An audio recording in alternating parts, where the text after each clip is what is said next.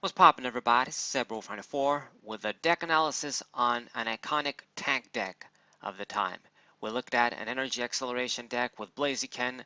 We looked at a great example of a lock deck with Guardy Galate, and we looked at Haymaker as a great example for a cheap, disruption, aggressive, fast attacking deck that functions on one energy. And for a tank deck, a deck that wants to tank, take a bunch of hits, and then dish good damage back, and you always heal and your opponent can't knock you out. A great example of a tank deck would be Steelix. It really is the representative for those decks. We had quite a few in the past, but I would say Steelix is basically the face of these tank decks. And we're going to be looking at the Steelix Noctowl deck. It's the one that makes most sense to me. There's a bunch of variations of this deck from the Wizards era. Jason Klaczynski has a few different deck profiles for that deck. But I'm going to be looking at the Noctowl one. You can use Steelix with Muck and a bunch of other Pokemon. But the Noctowl is sort of the standard one, the standard Steelix tank deck. And we're going to be looking at the one that was from the first modified format after the first actual rotation. It was the Rocket On format. So cards like Computer Search and Bill and all those busted cards, Professor Oak, they won't be around. But we still have a lot of great cards to work with, and this deck was a top deck for the time. So I'm going to show you guys the list like I do with all the other decks. Once again, this is from Jason Klaczynski's. If you check out his WordPress articles, you can find all the lists, the cards, and information about how to play the decks. Once again, many similarities with other decks. The Trainer Skeleton is the biggest sort of focus, a lot of trainer cards here. Maybe not as much as other decks, but there's still a good amount. A decent amount of Pokemon at 18 and 13 energies. Running a bunch of different energies. There's at least 1, 2, 3, 4 different types of energies here. And all of them are actually special energies. So this is going to be quite interesting. There's no basic energies basically in this deck, as you guys can see. We focus on basically a bunch of key Pokemon. Steelix as the main Pokemon you want to use, your tank. And then the rest of the guys are basically there as support. Okay, so Jason starts here with the 4 Cleffa. So let's start with that guy as opposed to starting with the main Pokemon like Steelix. Even after the Rocket On format, where a lot of the hand rape cards went away, this was still a fantastic Pokemon, being a baby Pokemon, meaning that it was going to be kind of tough for your opponent to knock out if they were really unlucky. It had free retreat. And with Eek, you would shuffle your hand into your deck, draw 7 cards. It was a great opener, helping you set up and helping you get cards. It was a pretty mandatory Pokemon to run in almost any decks in that era. The Tapu Lele of that time, you could say. So he's running 4 of these as major support Pokemon. Next up, we've got our main Pokemon, Onyx and Steelix. So we're going to look at the Onyx to get to the Steelix first. Jason is running this Onyx. This is actually the Southern Islands Onyx, which is quite rare. The Southern Islands cards were basically a bunch of Japanese cards. The way they got released in the West, they released them in like a folder that came with a bunch of postcards and all of the cards assembled in one little package, you could say. And they're some of the rarest Wizards Coast cards right now.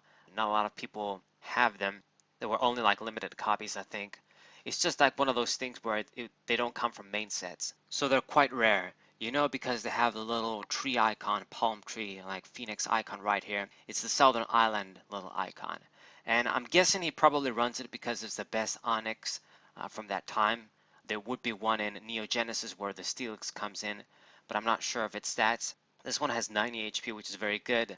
Slam, you flip 2 coins, it's going to do 20 times the number of hits. Probably not great. And Body Slam, you probably couldn't use this anyway, requiring fighting energies. So I'm guessing it's in here because it has the highest HP. Maybe has the best stats all around. The Southern Island cards are pretty unique. They've got this sort of always a bunch of Pokemon in the background, I think. Really good. But just letting you guys know that this might be an expensive card to get. He's running, let's see, 3 of these Onyx. And then, of course, your main Pokemon, which is going to be the Steelix right here. Steelix from Neo Genesis, it doesn't seem that impressive when you look at it. Doing Tackle for 2 energies and then Tail Crush, it does 30 for 3.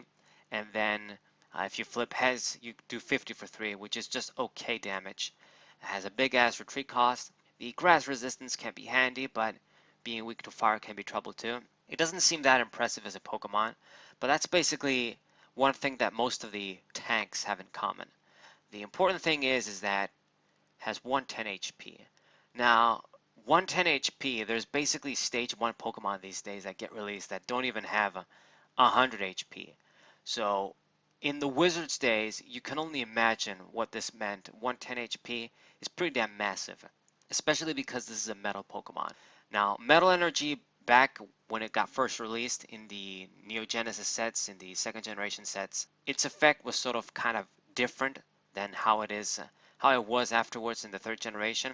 But in general, it basically has the same defensive connotations that it helps Steelix be very defensive, tank damage, and when you combine this with a bunch of healing cards that we have, it basically made Steelix almost invincible. It wasn't going to die. You had to do a lot of damage to get rid of that guy in one hit, and it was borderline impossible for back then. That was basically the idea. Even though this Steelix doesn't have very impressive attacks, it would survive forever if you did things right. It wouldn't die. And then your little tail crushes and tackles, the damage was going to start stacking up. If you can't kill this guy, even if you do shitty damage, eventually it's going to add up. So this is why the Steelix deck was a thing, and Steelix was pretty good. And we have many Steelixes that have high HP, a lot of tanking capabilities with Steelix Prime. Even Steelix EX was pretty good, and a bunch of other Steelix cards. They usually have high HP and can take advantage of special metal energy in their eras. So this is where this guy comes in. The 110 HP and being a metal Pokemon, getting the bonus of metal energies. So 3 of this guy, and then the only Pokemon that's left is the Noctowl line. We have 4 Hoot Hoot here. Doesn't really do anything. The Hypnosis might be handy. Put the defending Pokemon to sleep instantly. Handy fighting resistance. Only 1 retreat cost. 50 HP is okay for back then. And then Noctowl. I believe this was from the Neo Genesis set as well. Very, very weak with 60 HP as a stage 1, even for back then. But the reason you run this Pokemon is for Glaring Gaze. So once during your turn before you attack, you may flip a coin. If heads, you look at your opponent's hand, and if your opponent has any trainer cards there, you choose one of them and then you shuffle that back into the deck. Good little power, good little ability. You might be thinking, okay, what sort of business does this do in Steelix? First of all, it's trainer disruption, it's hand disruption, and that's pretty good. When you limit your opponent's resources and they have to deal with a Pokemon like Steelix without many good cards to work with, it becomes even more difficult. But what you normally wanted to hit with Noctowl is the Energy Removal or Energy Removal 2. Those cards, I think they still existed, or if they didn't, there was sort of other variations. I'm not quite sure, but originally when you played this deck in the base set through Neo Genesis format, you ran this, you wanted to get rid of the energy removals, because the problem with Steelix is that you needed quite a few energies to get its attack going, only doing 30, and energy removals would stop you. It would be almost impossible for Steelix to get an attack off. So with Noctowl, it kind of softened the blow. If you got lucky, you were going to shuffle your opponent's energy removals back into the deck, and they had to dig to get them again. So that was the point. But even without that, limiting your opponent's hand with trainers is pretty nice, slowing them down, hand disruption, a good little partner for Steelix. Fighting resistance handy, the free retreat is pretty good, I guess. You have a free retreater like that. And that's basically the line. Just your Steelixes, your Clefas, and then Noctowl for additional support. So the trainers, that's where the interesting real tactics kind of come in with the trainers here.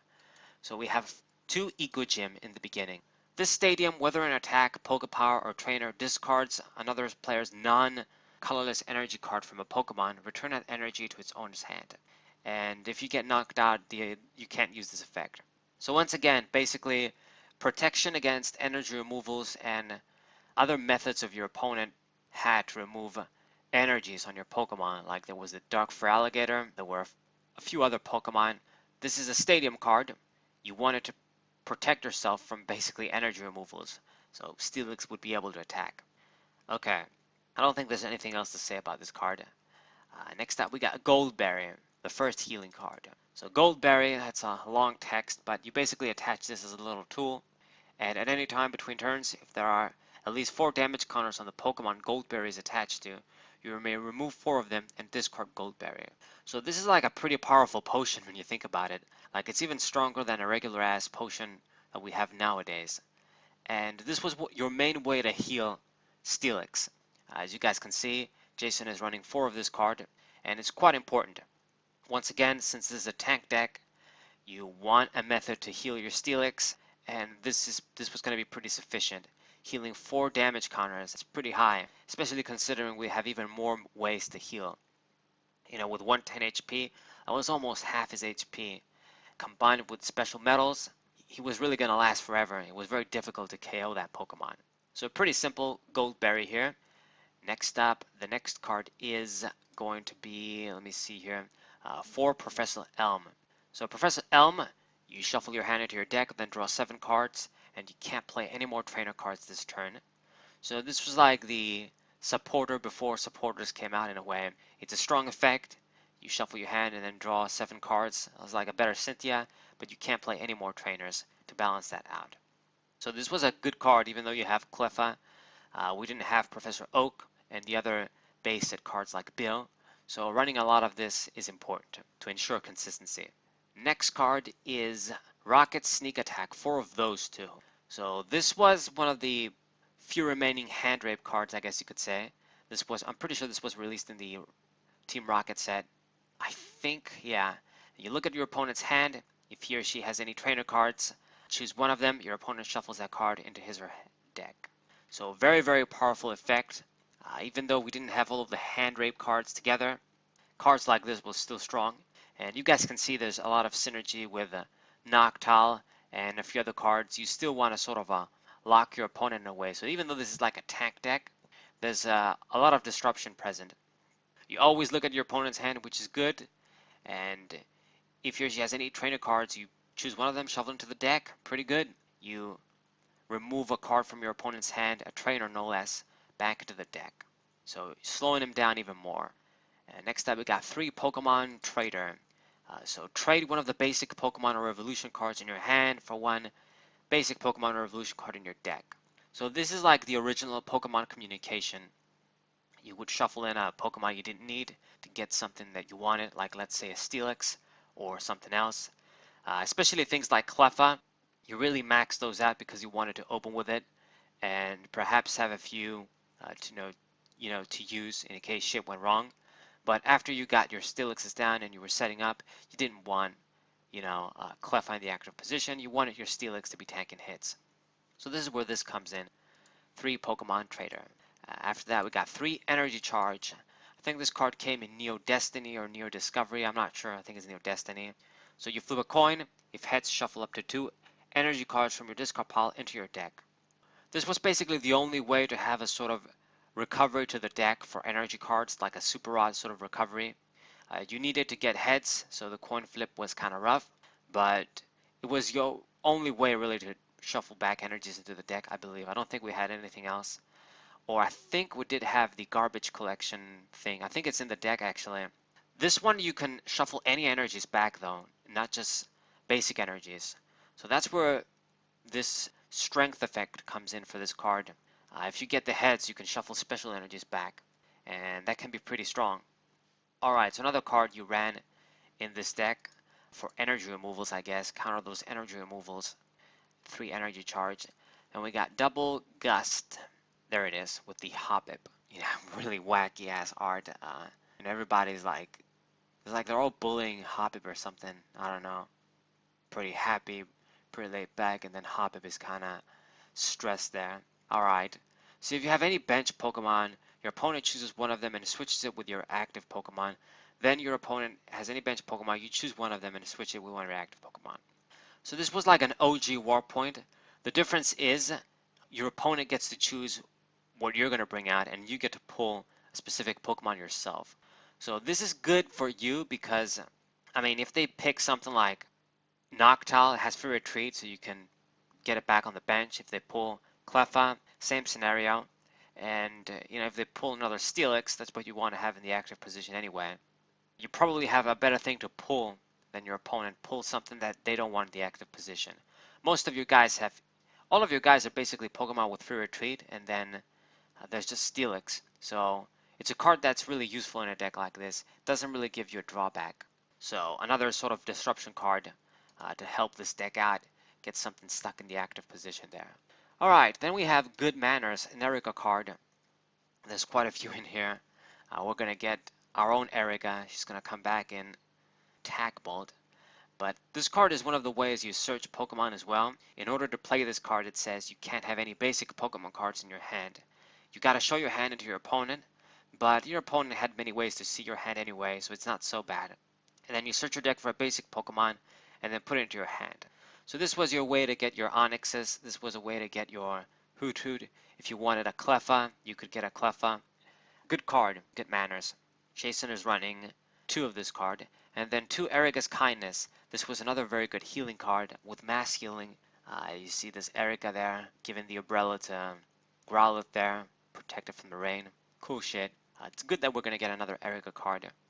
And this card removes 2 damage counters from each Pokemon, both yours and your opponent. Now, of course, you help out your opponent too, but let me tell you, the healing you do to your guys is much more important than what your opponent's going to get. Your opponent is going to be cursing and stressing seeing you healing those damn Steelixes because they really are, you know, tanks of the finest quality. Unstoppable. So one of the other methods to heal, I think he's running 2 of this as well, 2 Erica's Kindness, and then we have 1 Imposter, Professor Oak. Discard a card from your hand, and your opponent shuffles his hand and then draws 4 cards. So this is like an old school judge. One of your other methods to control your opponent's hand, what he has, limit his options. So one of this, okay, I guess. It needs a discard, but you're probably going to have cards that you're okay with discarding. And then after Imposter Oak, we have the Nightly Garbage Run. Yeah, not Garbage Truck. So this is like the original Super Rod or Night Maintenance, you could say. You choose up to 3 basic Pokemon evolution cards or basic energy cards and then shuffle them back into your deck. So good card. You would probably reserve this, use this to shuffle in the Steelixes, perhaps a Noctowl line if you had to. He's only running, I think, one of these cards, okay? So it should still be pretty good though. But yeah, there are no basic energies in this deck, so your energy charge was the way for you to recover energies. Alright? And then that's basically it.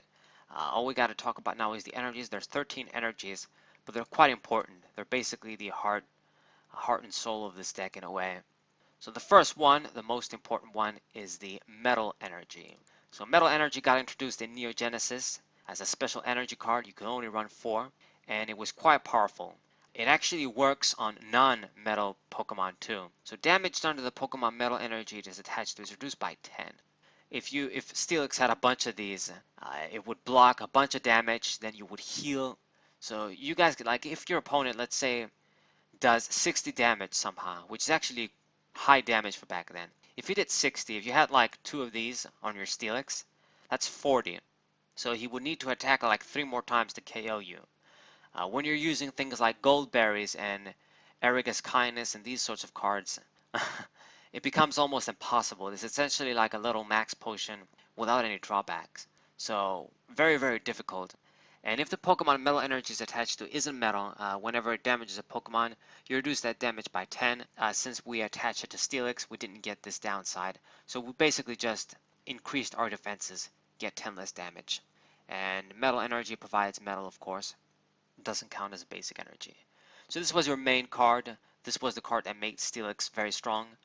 You run 4 of these, of course, and you would usually want to recycle this if anything happened to it.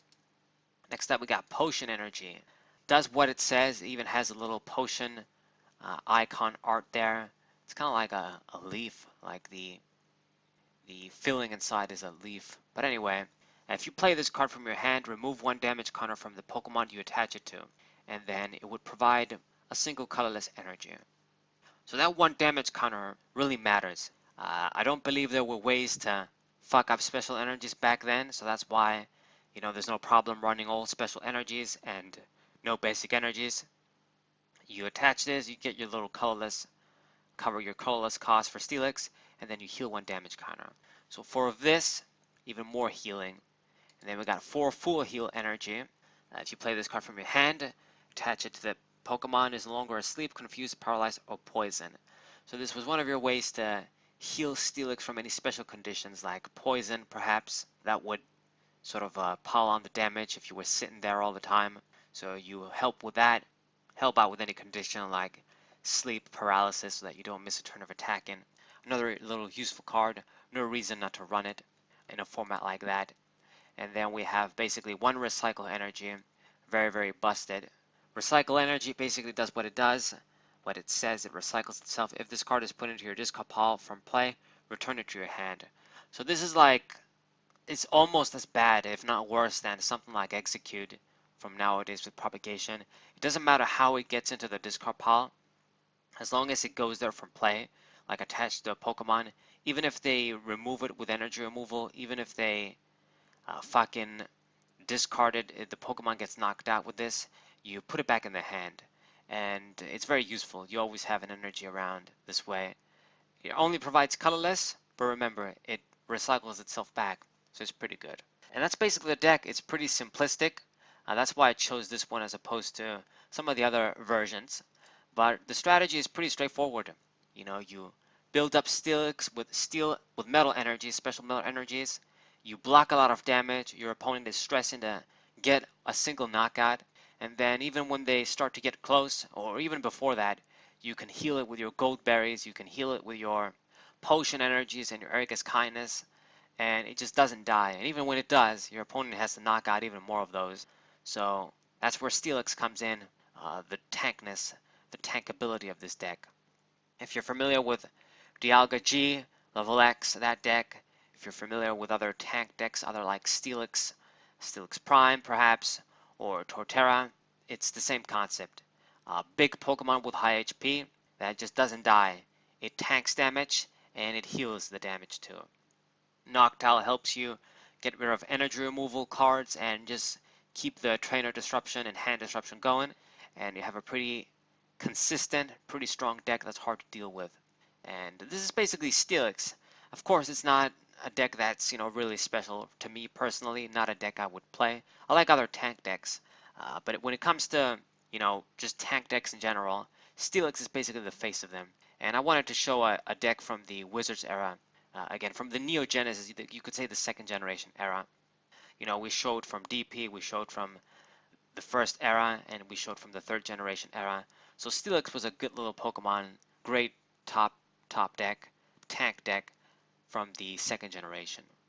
So I hope you guys enjoyed this little deck analysis. I know it's been a while since I did this when I did the Blaziken one. Maybe I'll do more that just don't have really anything to do with specific archetypes like energy acceleration, but we'll have to wait and see. I need to do one more to cover the best Pokemon strategies that I talked about, and then maybe we'll do just general ones. Alright, so I hope you guys enjoyed this video. I hope you guys subscribe, leave a like, and share this with your friends. If you're not subscribed to my channel, now is a great time to do so. My channel is an excellent hub for all things TCG, contemporary, and retro. Thank you guys for watching. Saber94 was safe.